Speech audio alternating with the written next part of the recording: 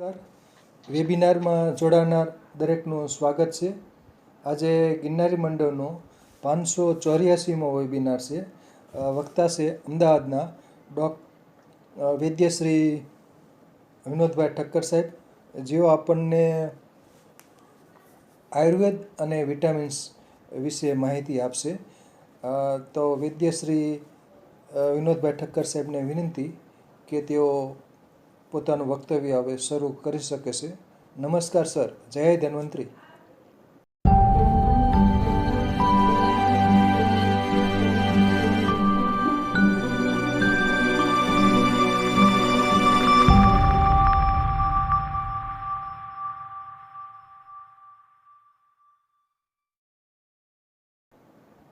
ઠક્કર સાહેબ નમસ્કાર. જય ધન્વંતરી. જય ધન્વંતરી. જય શ્રી કૃષ્ણ. અને મારા ઈષ્ટદેવ દ્વારકાધીશને આગળ રાખી અને નમ્ર પ્રયત્ન વક્તવ્યનો શરૂ કરું છું. આજનો વેબિનાર 584. અગાઉ પણ મેં ઘણા બધા વેબિનારો આપ્યા, પણ આજનો વિષય વર્તમાન સમયમાં એક, જેમ અત્યારે હોળી આવવાની છે અને જ્વાળાઓ દેખાય છે, એમ ચિકિત્સા જગતમાં પણ આ વિટામિનની ભ્રામક જ્વાળાઓ આપણે જોઈએ છે. એટલે સામેથી એક રજૂઆત મૂકી હતી કે સાહેબ, હું એક નમ્ર પ્રયત્ન વિટામિન અને આયુર્વેદ વચ્ચે શું સામ્ય અને વિષમતા છે એના ઉપર પ્રયત્ન કરું. તો સાહેબે પેલી આનંદ સાથે અનુમતિ આપી, મિથેલિયા સાહેબે. એટલે પહેલા તો એમનો ધન્યવાદ કરું.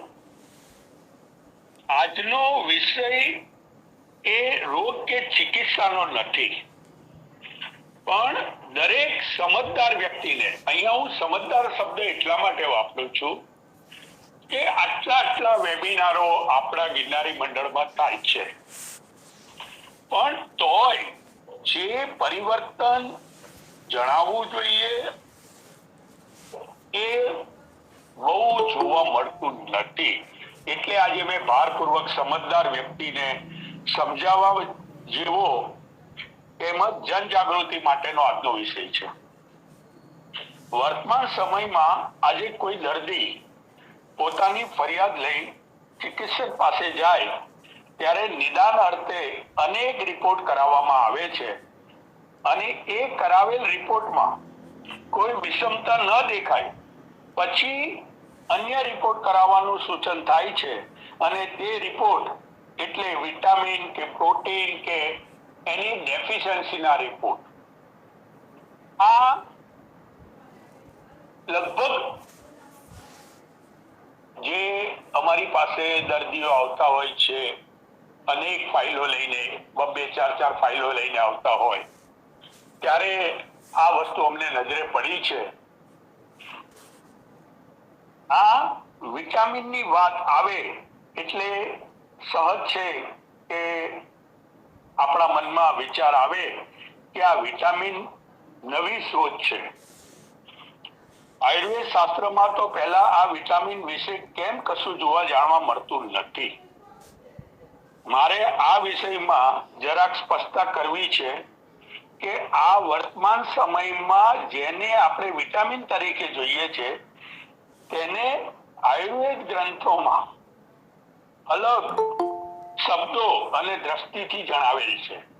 આયુર્વેદમાં નથી એવું નથી, પણ એની જે વ્યાખ્યા આયુર્વેદ મુજબ જે બતાવી છે એ કંઈક અલગ છે. આને સમજવા માટે પહેલા આપણે વિટામિન શબ્દની રચના સમજવી પડશે. વિટામિન લેટિન ભાષામાં 2 શબ્દોના જોડાણથી બનેલો શબ્દ છે. એક છે વિટા અને બીજો 2 શબ્દ એમાં જોડાયેલા છે, આમીન અને મીન.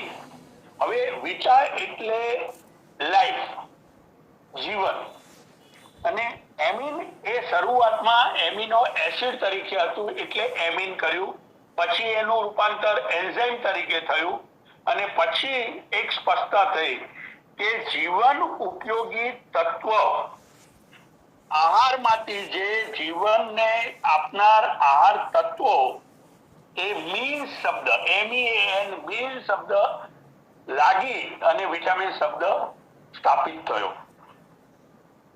આટલું સમજ્યા પછી આયુર્વેદ ગ્રંથોમાં વિટામિનને જે રીતે આપણને જોવા મળે છે, જીવન તત્વ, જીવનીય, બહુ અગત્યનો શબ્દ છે, જીવનીય, જે જીવનને બક્ષે, જીવન આપે એવા તત્વો આહારના, પ્રાણ પોષક પદાર્થો, જીવ રસાયણ, આ શબ્દો ગ્રંથોમાં ઘણીવાર આપણે વાંચવા જોવામાં આવે છે. આયુર્વેદ કદાચ એકમાત્ર એવું શાસ્ત્ર છે જેમાં આ શ્લોક, બીજી બધી પથી શબ્દ આવે છે, આમાં વેદ શબ્દ આવે છે. અને આ શ્લોક જે હું વારે ઘડીએ મારા વક્તવ્યમાં કહેતો હોઉં છું, કારણ કે બહુ પ્રભાવી સૂત્ર છે, શ્લોક છે. આયુર્વેદનું પ્રયોજન શું? કોઈ પણ વિજ્ઞાન, કોઈ પણ પદ્ધતિ, એનું એક પ્રયોજન હોય. તો આયુર્વેદનું પ્રયોજન બહુ માર્મિક રીતે એનો શ્લોક મૂકેલો છે. સ્વાસ્થ્ય સ્વાસ્થ્ય રક્ષણમ આતુરસ્ય વિકાર પ્રશમન ચ. આ ચરકનું સૂત્ર છે. અને સુશ્રુતે પણ અલ્વાયુર્વેદ પ્રયોજનમ વ્યાધિ અપી સૃષ્ટાનામ વ્યાધિ પરિમોક્ષ સ્વાસ્થ્ય રક્ષણમ ચ. બંને સ્વસ્થ વ્યક્તિ એટલે જન્મથી માંડી અને અંતિમ પોતે સ્વસ્થ જીવન કેવી રીતે જીવે એનું જેમાં નિર્દેશ કરવામાં આવ્યું છે એ સ્વસ્થ વૃત્ત, અને પછી ચિકિત્સાનો ભાગ બતાવ્યો છે. બીજામાં ચિકિત્સાનું પ્રાધાન્ય છે, અહીંયા સ્વસ્થ રહેવાનું પ્રાધાન્ય બતાવ્યું છે. આ એકમાત્ર વેદ શબ્દ અહીંયા આ ભેદ રેખા આપણને બતાવે છે. આપણે બંને શ્લોકનો ભાવાર્થ એક અતિ અગત્યની દિશા સૂચન કરે છે. સ્વસ્થ વ્યક્તિનું સ્વાસ્થ્યનું રક્ષણ કરવું અને રોગીઓના રોગોને દૂર કરવા. આ બંને સૂત્રોમાંથી સ્વસ્થ વ્યક્તિનું સ્વાસ્થ્યનું રક્ષણ કરવું આજના વિષય માટે છે એવું કહી શકાય. ઉપર જે હમણાં મેં બે શ્લોક કીધા, સૂત્ર રૂપે આપ્યા, એમાં પ્રથમ ભાગ સ્વસ્થ વૃત્ત માટે છે. એ મનુષ્યને તંદુરસ્ત જીવન જીવવાની કળા દર્શાવે છે. સ્વસ્થ દીર્ઘ જીવન જીવવા માટે મનુષ્યએ જે નીતિ નિયમો, આહાર વિહાર અને સાધનો ઉપાયો અપનાવી અનુસરવાનું છે, તો એ સતાયુ ભોગવી અને જીવનનો પૂર્ણ આનંદ ભોગવીને જીવન જીવી શકે. દરેક સમજદાર વ્યક્તિએ પોતાના સ્વાસ્થ્યની જવાબદારી સ્વયં સ્વીકારવાની હોય છે. આ એક એવી વાત હું કહેવા જઈ રહ્યો છું કે બાળક હોય તો સમજ્યા, પણ જ્યારે પુખ્ત ઉંમરની વ્યક્તિને પુખ્તતા આવી જાય ત્યારે એને એ જવાબદારી સ્વીકારવાની હોય છે પોતાના સ્વાસ્થ્યની. અને દરેક વ્યક્તિએ વ્યક્તિગત દેહ બંધારણ, પ્રકૃતિ, દેશ, કાળ, ઋતુ, વય એટલે ઉંમર વગેરે મુજબ ખાનપાન એટલે આહાર વિહાર અપનાવી પોતાનું હિત શેમાં છે તે નક્કી કરી જીવન જીવવાનો માર્ગ અપનાવવો જોઈએ. દરેક વ્યક્તિનું સ્વાસ્થ્યની તેની જન્મજાત પ્રકૃતિ આધીન રહે છે. આ વાત પણ એક બહુ માર્મિક રીતે હું ઘણીવાર કહેતો હોઉં છું કે જે પ્રકૃતિનું બંધારણ માતા પિતામાંથી બાળકને આવ્યું હોય છે, એક જ પરિવારમાં રહેતા 5 સદસ્યો, 4 સદસ્યો કે તેથી વધારે, તો તમે જો તો અમુક ઋતુ આવે, અમુક રીતનો ખોરાક ખાય તો એને તકલીફ દેખાય એક વ્યક્તિને, બીજાને ન દેખાય. તો ત્યાં એ પ્રકૃતિ ભેદ જોવા મળે છે. એ પ્રકૃતિ એની વિપરીત બની જાય, વિષમતા આવે છે, ત્યારે એને એ પરિણામ જોવા મળે છે. એટલે જ આપણા આચાર્યો, શાસ્ત્રકારો, આયુર્વેદના વિદ્વાન તજજ્ઞો એ દરેક આહાર ઘટક વિશેનું રસ, ગુણ, વીર્ય, વિપાક અને પ્રભાવ દ્વારા આપની સમક્ષ શાસ્ત્રોમાં આપેલ છે. એક વાત આધુનિક વિજ્ઞાને વિભાજિત કરી, એ વાતને આધુનિક વિજ્ઞાને વિભાજિત કરીને protein, carbohydrate, fat, mineral, enzyme અને વિટામિનોમાં વિભાજિત કરી આપણી સમક્ષ મૂકેલ છે. સાદી ભાષામાં સમજવું હોય કે ધાન્ય, કઠોળ, શાકભાજી,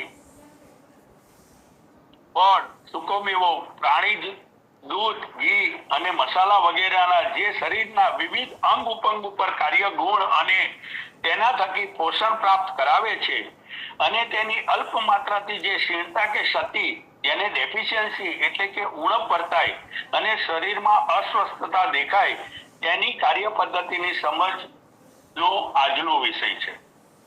આજે પ્રાથમિક માહિતી આપવાનો મારો પ્રયત્ન છે અને પાછળથી એક વિષયનું વિસ્તૃત વિવેચન કરીશું. દરેક મનુષ્યનું જન્મથી અંતિમ શ્વાસ સુધી પોષણ, વિકાસ, સ્વસ્થતા, શક્તિ, સંવર્ધન અને જીવનકાળ દરમિયાન ચયાપચય ક્રિયા દ્વારા ક્ષતિપૂર્તિ આહાર કરે છે, એ વાત આપણે સર્વે જાણીએ છીએ અને અનેક વાર કહેવાય છે.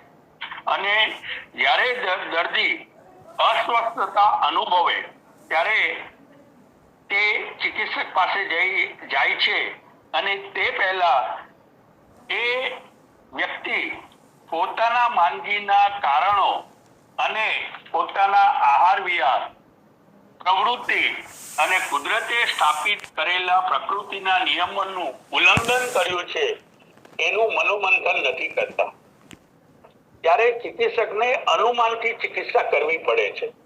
ક્યારેક અનેક રિપોર્ટ કરાવ્યા બાદ રિપોર્ટની વિષમતા મુજબ ચિકિત્સા કરે છે, પણ સ્વયંને થતી તકલીફોનું વિસ્તારથી સૂક્ષ્મ માહિતી ચિકિત્સકને પૂર્વરૂપે આપે તો સારું નિદાન થઈ શકે. અહીંયા મારો કહેવાનો મતલબ એ છે કે લક્ષણો દરેક વ્યક્તિ જ્યારે અસ્વસ્થતા અનુભવે છે ત્યારે પોતાનો અનુભવ ની નોંધ રાખતા નથી. પોતાને શું થઈ રહ્યું છે, શરીરમાં શું તફાવત આવે છે, શું એ લોકોને તકલીફ દેખાય છે, એનું પોતાનું સૂક્ષ્મ ઓબ્ઝર્વેશન કરીને ચિકિત્સકને માહિતગાર કરતા નથી. આપણી દૈનિક જીવનશૈલી ચિકિત્સકને ખબર ના હોય, આપણા ઘરેલું આહારની ખબર ના હોય, આપણી દિનચર્યાની ખબર ના હોય અને આપણા સ્વાદ, કયા ષડરસના કયા સ્વાદ આપણને વધારે ભાવે છે, આ બધું જ આપણે જો એમને ધ્યાનથી દોરીને કહીએ તો કદાચ નિદાન વધારે સક્ષમ રીતે થઈ શકે. આયુર્વેદ શાસ્ત્રમાં આ ભારપૂર્વક જણાવાયું છે કે દરેક વ્યક્તિની ભિન્ન ભિન્ન દેહ પ્રકૃતિના અમુક પ્રકૃતિ નિયત ગુણ કર્મ હોય છે. દરેકની દેહ પ્રકૃતિ મુજબ એનું શરીર અને એના નિયત કર્મો બતાવ્યા છે. આ પ્રકૃતિ જન્મ ગુણ કર્મો મુજબ પ્રત્યેક વ્યક્તિએ સ્વસ્થ જીવન માટે અમુક નિયમો પ્રમાણે રહેવું અનિવાર્ય છે અને એમ ન રહેવાથી બંધારણીય પ્રકૃતિ જે માતા પિતામાંથી આવી છે, વિષમતા પેદા થાય છે, જે માંદગીના અનુભવ કરાવે છે. જ્યાં સુધી પ્રાકૃત શરીર હોય ત્યાં સુધી માંદગી નથી આવતી, પણ જેવી વિષમતા આવે એટલે અસ્વસ્થતા અનુભવાય છે. આ વિષમતા રોગના જનની છે એ દરેક વ્યક્તિએ સમજવું જોઈએ. હવે મારે અંગત એક વાતની સ્પષ્ટતા પણ કરવી છે. આજના વિષય પરનું વક્તવ્ય મારા શાસ્ત્રીય અભ્યાસ, તેના સૂક્ષ્મ અવલોકનો અને મનોમંથન અને ચિકિત્સાના અનુભવના સાર ભાગે છે, જે બની શકે કે આપની અપેક્ષા મુજબ ન હોઈ શકે તો ક્ષમા પ્રાર્થના કરી રજૂ કરું છું.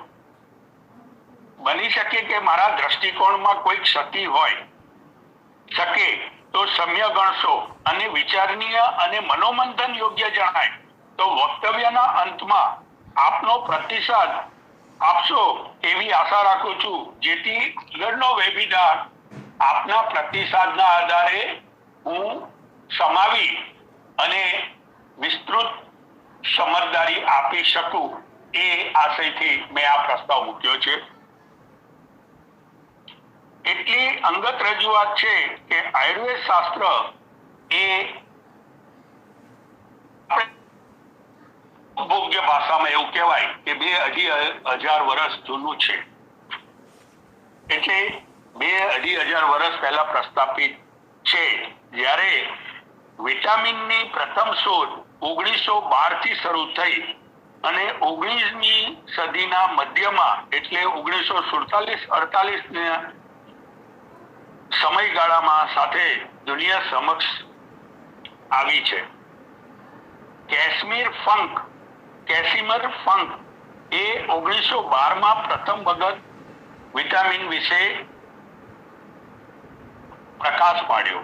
બાદમાં 1916માં એલ્મિર એક કોલમે વિટામિન એ અને બી વિશે થોડી વિશિષ્ટ માહિતી આપી અને એ પછી અનેક સંશોધનો ચાલતા રહ્યા અને 1947-48માં રાસાયણિક સંશોધન બહાર આવ્યું, જેને અત્યારે કૃત્રિમ રીતે સિન્થેટિક આપણે કહીએ એવા વિટામિનો ની શરૂઆત થઈ.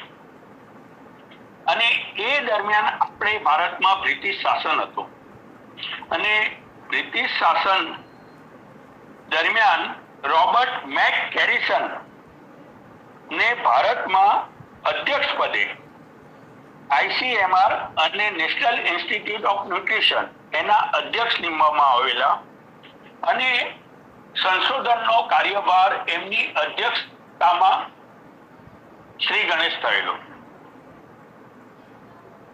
અત્રે એ રોબર્ટ મેકકેરિસનને જે સંશોધન દ્વારા આપણને એક દિશા આપી છે એનું પણ એક ઉદાહરણ હું આપની સમક્ષ મૂકીશ, જે આપણે વિચારવા જેવું છે, મનન કરવા જેવું છે અને કદાચ આપણને એમાંથી કંઈક દ્રષ્ટિ પડે. અને ત્યારે આપણે સ્વીકારવું પડે કે આયુર્વેદના સિદ્ધાંત ને નતમસ્તક નમન કરવાનું મન થશે. રોબર્ટ મેકકેરિસન એ પ્રથમ અધ્યક્ષ રહ્યા હતા. વિટામિન એ જે સ્નેહ વિલીન ગુણ ધરાવે છે તેનો પ્રયોગ દ્વારા પ્રમાણિત કરી બતાવ્યું.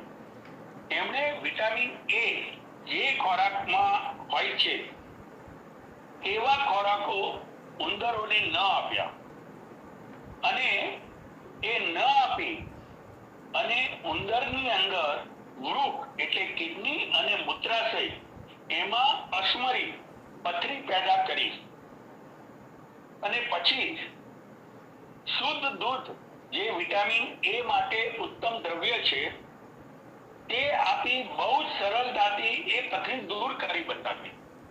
હવે આ મેં એમનું જે સંશોધન કાર્ય છે એનું એક નાનું શાબ્દિક ચિત્ર મૂકીને આપની સમક્ષ જે મૂક્યું છે એનો હું હવે થોડો અલગ રીતે પ્રકાશ પાડવાનો પ્રયત્ન કરીશ.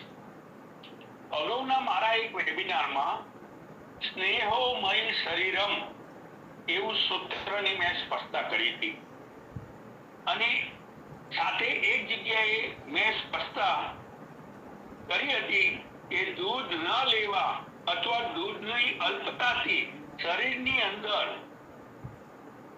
ચયાપચયની ક્રિયા બગડે છે, જે અમુક રોગો ઉત્પન્ન કરવાનું કારણ બને છે. બીજી એક વાત પણ આપણે જાણીએ છીએ અને અનુભવીએ છીએ કે એક નવજાત બાળકને સંપૂર્ણ પોષક આહાર 6 થી 7 મહિના સુધી એકલું માતાનું સ્તનપાન એટલે કે માતૃ દૂધ જ હોય છે અને એ દૂધ દ્વારા એ બાળકનું પોષણ, વિકાસ, શક્તિ પ્રદાન કરે છે. આયુર્વેદમાં દૂધના ગુણ વિશે તો ભારપૂર્વક પ્રશંસા જોવા મળે છે. તેને જીવનીય ગણાવાયું છે. આ જીવનીય શબ્દ હું એટલા માટે ભારપૂર્વક કહું છું કે વિટામિન માટે આયુર્વેદમાં જીવનીય શબ્દ પ્રમુખ રીતે વપરાયો છે. આયુર્વેદ શાસ્ત્રમાં આહાર દ્રવ્યના 20 ગુણ જણાવાયા છે. આ 20 ગુણ એ દરેકે પોતાના જીવન માટે કંઠસ્થ કરવા જેવા છે. હું પ્રયત્ન કરું છું, ધીમે ધીમે બોલીશ. જે લોકોને લખવા હોય એ લખી રાખે, બહુ ઉપયોગી થશે એમના જીવનમાં પરિવર્તન લેવા માટે. અને બંને વિરુદ્ધ હોય છે.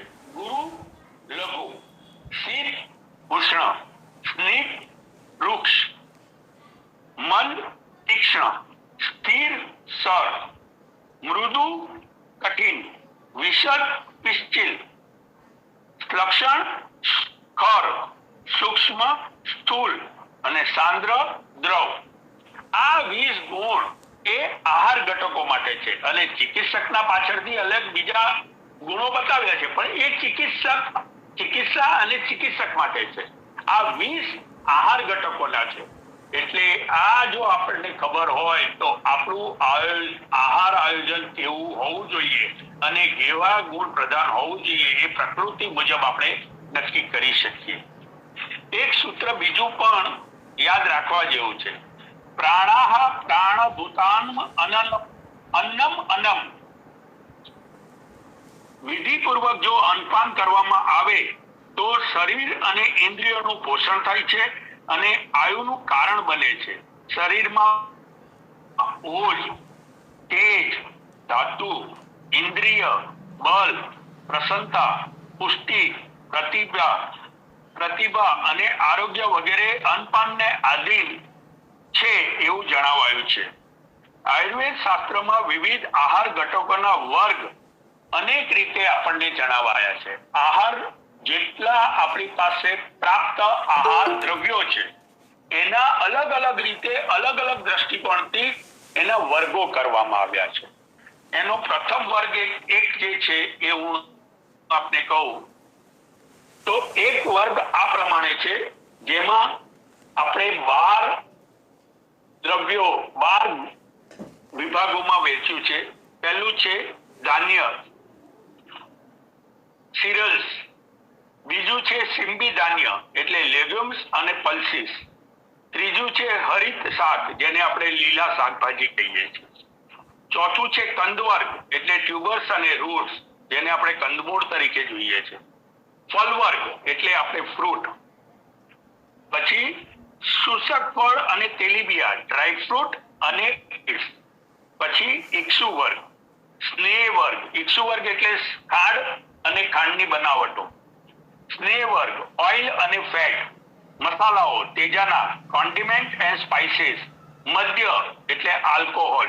અંબુ એટલે પાણી અને લવણ અને ક્ષાર, સોલ્ટ અને આલ્કીલ. બીજો વર્ગ સ્વાદ મુજબ, જેને આપણે ષડરસ તરીકે ઓળખીએ છીએ. મધુર, ખારો, ખાટો, તીખો, તુરો અને કડવો. આ તો આપણે ઘણીવાર આપણા વેબિનારોમાં સાંભળવા મળ્યું છે. ત્રીજો વર્ગ બહુ અગત્યનો છે, જે મનુષ્યની પ્રકૃતિનો નિર્દેશ કરે છે, અને એ છે બે શબ્દ છે, ઉષ્ણ અને શીત. આપણે 3 ધાતુ, 3 દોષ, કફ, વાત, પિત્ત. એમાં પિત્ત ઉષ્ણ અને કફ અને વાત શીત. ચિકિત્સામાં પણ આ જ વસ્તુ જોવામાં આવે છે લાક્ષણિક રીતે, અને એને ધ્યાનમાં રાખી અને દેહ બંધારણની પ્રકૃતિનું અનુમાન કરી અને ચિકિત્સકો ઔષધ આયોજન કરે છે. ચોથો વર્ગ, જે દ્રવ્યો વાપરવાના છે એના 8 મુદ્દાસર આપણને આપ્યા છે, જે પણ પ્રકૃતિ એટલે બંને પ્રકૃતિ, દેહાત્મક અને આ બંનેને સામ્ય રીતે આયોજનમાં લેવાની વાત છે. એમાં ચરકે આ 8 આહાર વિધિના વ્યક્તિની પ્રકૃતિ અને સાત્મ્ય અસાત્મ્યનો નિર્ણય કરી શકે એ પ્રધાન હેતુથી જણાવેલ છે. હવે એ 8 જે છે એમાં પહેલું છે પ્રકૃતિ, જે નેચરલ ક્વોલિટી એટલે આહાર દ્રવ્યનો ગુણ, જે મેં હમણાં કીધા 20 એ માયલો. ગુરુ છે, લઘુ છે, ઉષ્ણ છે, શીત છે, એ રીતે. કરણ એટલે પ્રિપેરેશન, આહાર જે આપણે બનાવીએ જેમાં સંસ્કારની વિધિ બતાવી છે પાકશાસ્ત્રમાં, જેમ કે પાણીમાં પલાળી રાખવું, બાફીને બનાવવું, શોધન કરીને એટલે સ્વચ્છતા રાખીને મંથન કરવું, જે દૂધમાંથી દહીં ને દહીંને છાશ ઓલવવી, એ આવી અનેક પ્રક્રિયાઓ બતાવી છે પ્રિપેરેશનની. પછી સંયોગ એટલે બે દ્રવ્યો ભેગા થવાથી એનો લાભાલાભ. પછી રાશિ એટલે કેટલી માત્રામાં, ગુરુ હોય તો કેટલી માત્રામાં લેવું જોઈએ, લઘુ હોય તો કેટલી માત્રામાં લેવું જોઈએ. દેશ એટલે હેબિટન્ટ એટલે દરેક આખા ભારતની અંદર આજે એટલા બધા રાજ્યો છે અને દરેક રાજ્યોની ત્યાંની ખોરાક વ્યવસ્થા, ત્યાંની દિનચર્યા, ત્યાંની એ જે તે ભૌગોલિક પરિસ્થિતિને આધીન હોય છે. એ પણ આપણે ઘણીવાર આપણે ચર્ચામાં લીધું છે. એનો પણ અહીંયા ઉલ્લેખ બતાવ્યો છે દેશ તરીકે, હેબિટેટ. કાલ એટલે રોગની અવસ્થા, ઋતુજન્ય રોગ છે એ રોગ કારણથી છે. પછી ઉપયોગના નિયમો, રૂલ્સ ઓફ યુઝ એટલે પ્રકૃતિ, કાલ, ઋતુ એના વિચાર કરવાની વાત છે.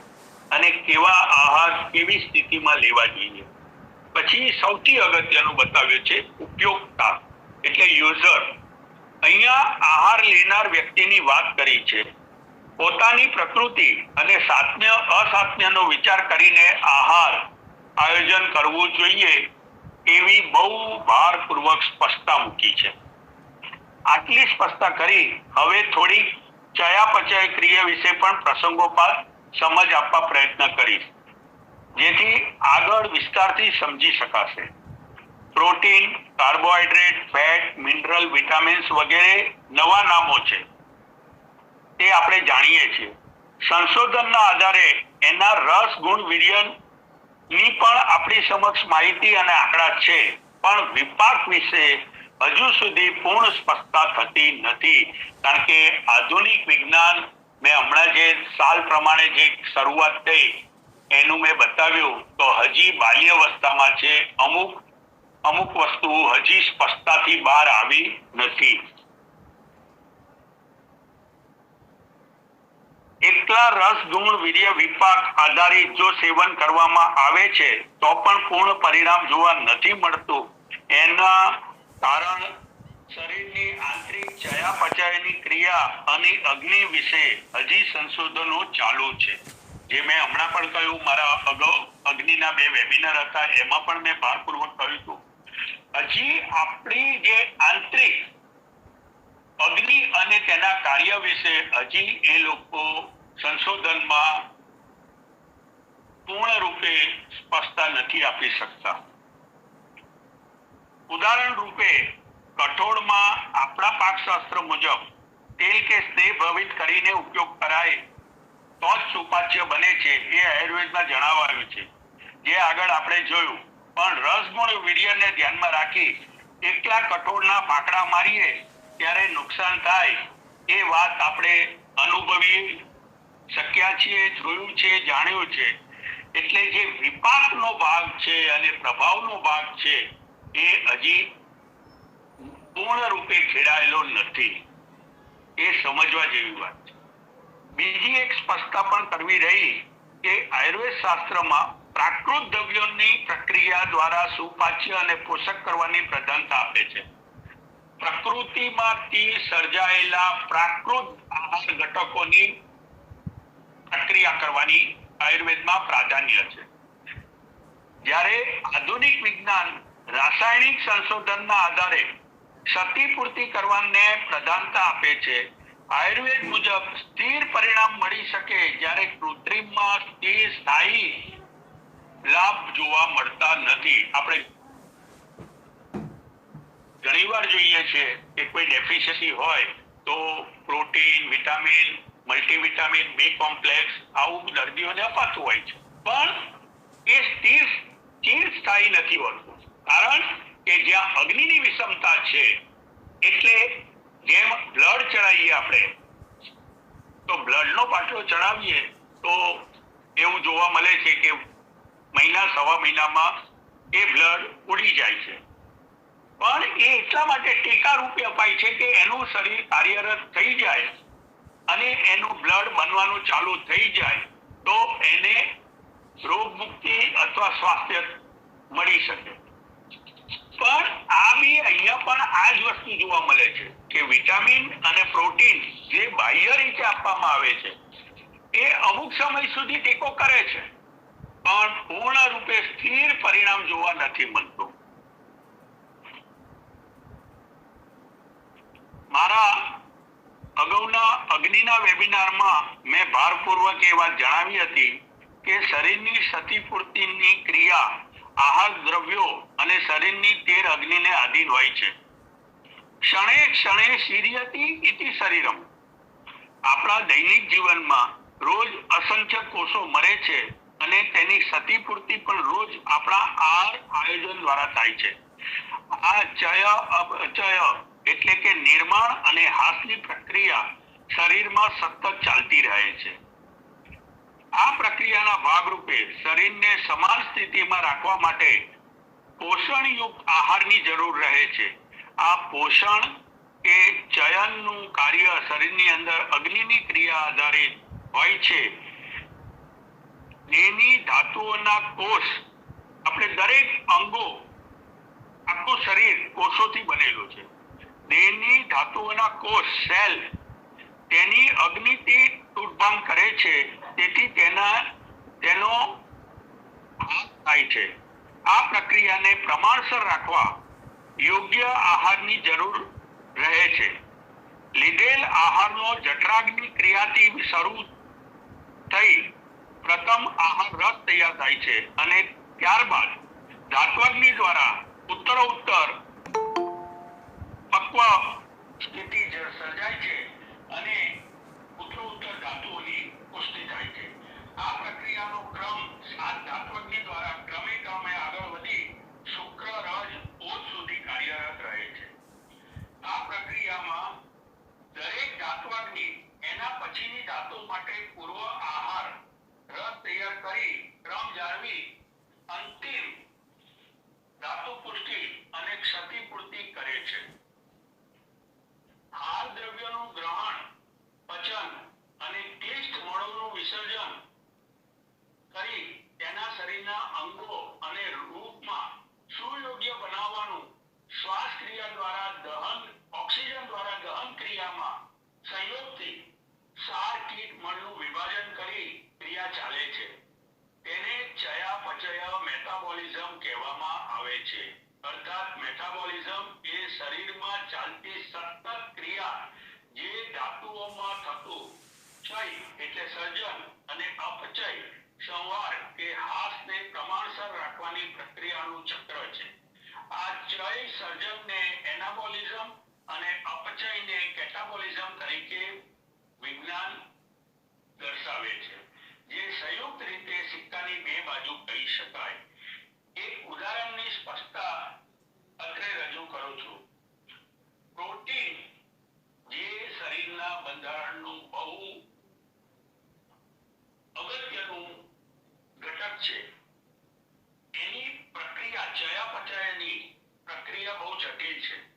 આપણે જે પ્રોટીનયુક્ત આહાર લઈએ છીએ તે શરીરના વિવિધ અંગોમાંથી સ્ત્રાવ થતા પાચક રસોના સંયોજનમાં આવતા અને તેમાં રાસાયણિક ક્રિયા થતા તેમાંથી પણ કેટલાક રસાયણ પદાર્થો છૂટા પડે છે.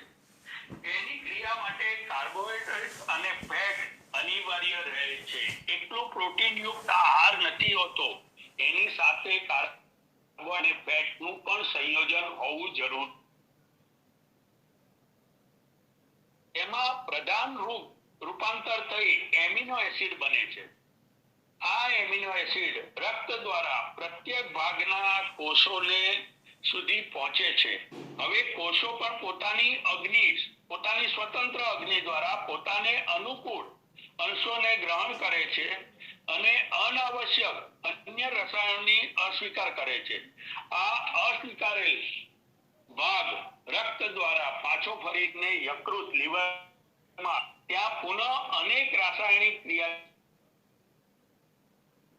કેટલાક અન્ય પદાર્થો પણ બને છે અને વિષાક્તતા, બિનઉપયોગી અને એસિડ સમૂહનો નિકાલ કરવાની પ્રક્રિયા હાથ ધરાય છે, જેથી યુરિક એસિડ વગેરે બનીને તેનું મૂત્ર દ્વારા નિકાલ થાય છે. આ બધું આધુનિક મુજબ છે પણ સિદ્ધાંત આયુર્વેદના પાચક અગ્નિનો છે.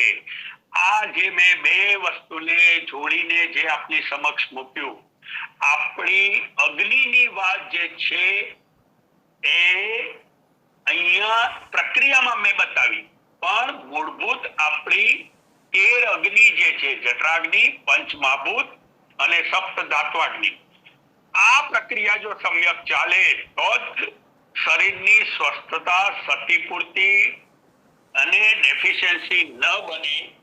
એ આખું આના ઉપર આધારિત છે.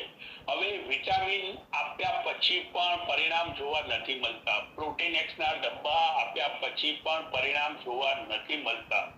તો આ ચયાપચયની ક્રિયામાં જે હજી બાલ અવસ્થામાં છે એને મેં આયુર્વેદની સાથે સાંકળી અને આપણી સમક્ષ રજૂ કર્યો છે.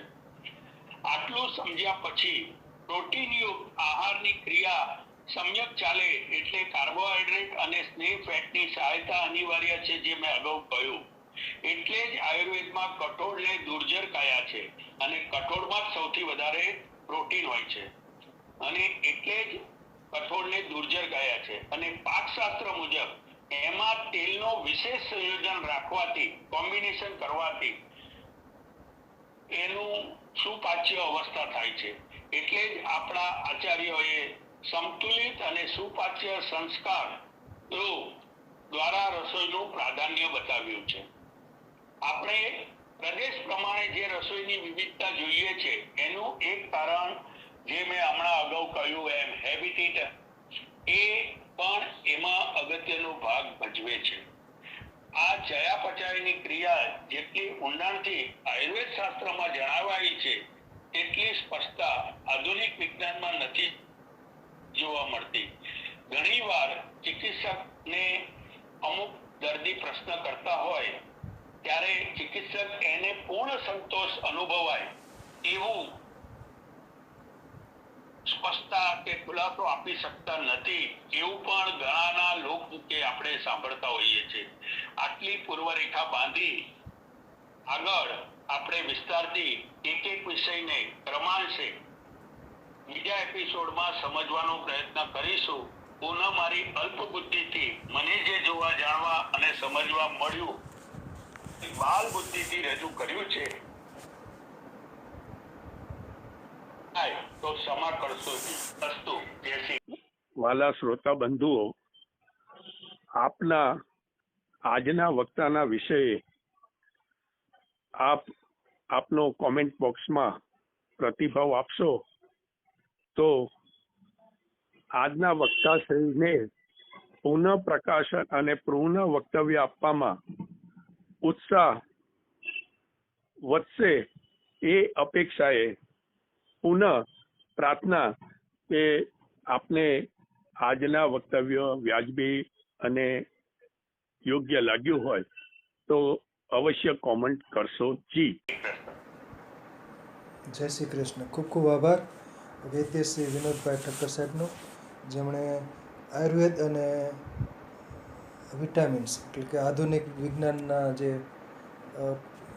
પ્રજીવકો એટલે કે વિટામિન્સ વિશે વાત કરી, આહાર દ્રવ્યો વિશે વિસ્તૃત માહિતી આપી, સરસ આયુર્વેદ દ્રષ્ટિકોણ પણ એમણે આપ્યો, આહારના વિવિધ ઘટકો વિશે સરસ. અને બાકી જે એના જે કે રસપંચકમાં જે છે એના પણ જે 20 ગુણધર્મો છે, ગુણધર્મોની જે જોડી છે એના વિશે પણ સરસ માહિતી આપી. ખૂબ ખૂબ આભાર. સરસ સરસ. હવે ત્રિપાઠી સાહેબને વિનંતી કે બે શબ્દો કહે. त्रिपाठी साहब. बहुत बहुत धन्यवाद सर, बहुत ही अच्छा विषय चुना गया है और उसको काफ़ी अच्छी तरीके से ठक्कर साहब ने प्रस्तुत किया और ये आगे चल के, क्योंकि ये तो शुरुआती भाग है, आगे चल के इस पे और विस्तार से बात होगी ऐसी मुझे अपेक्षा है. बहुत बहुत धन्यवाद. आभार. आभार. सरस सरस.